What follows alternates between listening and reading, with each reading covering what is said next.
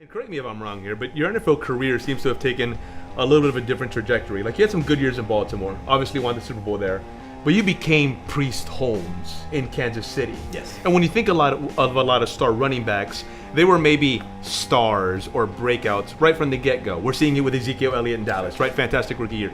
For you, it seemed like it happened, maybe not right away as a rookie, even though the numbers were good, but it happened a little bit later on. When you went through that, talk about the aspect of staying with it. Not that you just stay with it for very long, but still staying with it and being patient, and then boom, there it comes. Everything kind of seems to come together at a certain point. Well, I can go all the way back to 1997, and I can mention really 3 coaches that had a big impact in my professional career. Ted Marchirota, which was the oldest coach at that particular time in 1997. He gave me my chance. My first season, he said to me, Priest, you will not run the ball.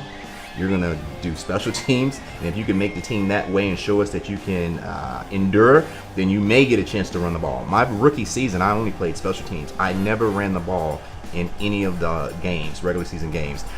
Although I ran every single practice rep for even the starters during that time, I put the grunt work in that first year. And then my second year happened. Eric Rett went down.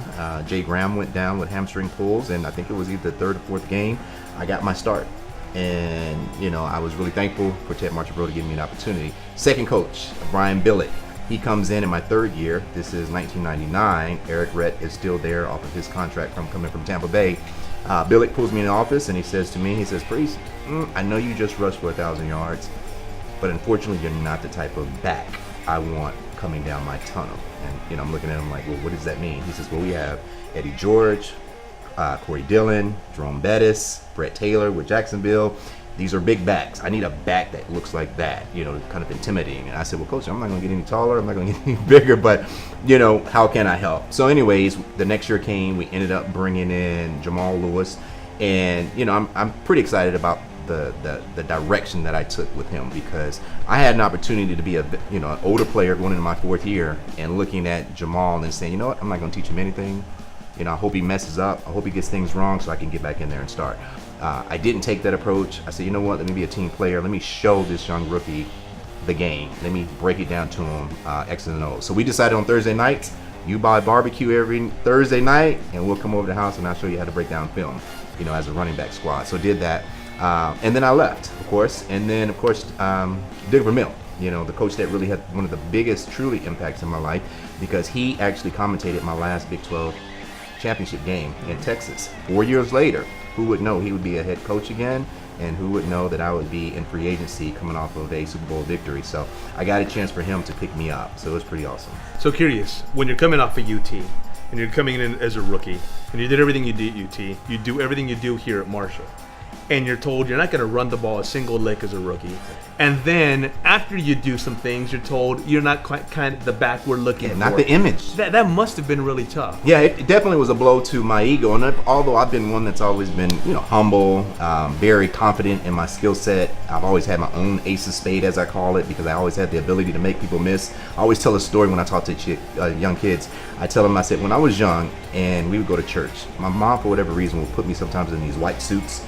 And that never deterred me from going out in the parking lot and trying to play football like an hour before church was about to start.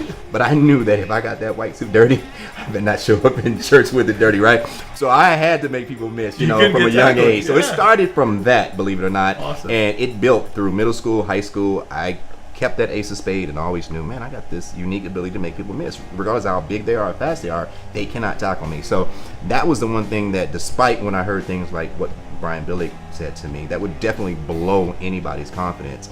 I still stayed true to what I believed in, knowing that I still have the ability to make people miss, regardless of what you may say. And it just took a matter of time for me to get in the right organization also and get the right plays. Dick Vermeil asked me, what type of plays do you like to run? Al Saunders, my offensive coordinator, said, Priest, what do you want to run? And I said, once that happened, then, I took it back to the Marshall days. I said, just let me go outside, give me a draw, let me create some space, and I can make it, from there. Give me the ball and I'll handle the rest. Right.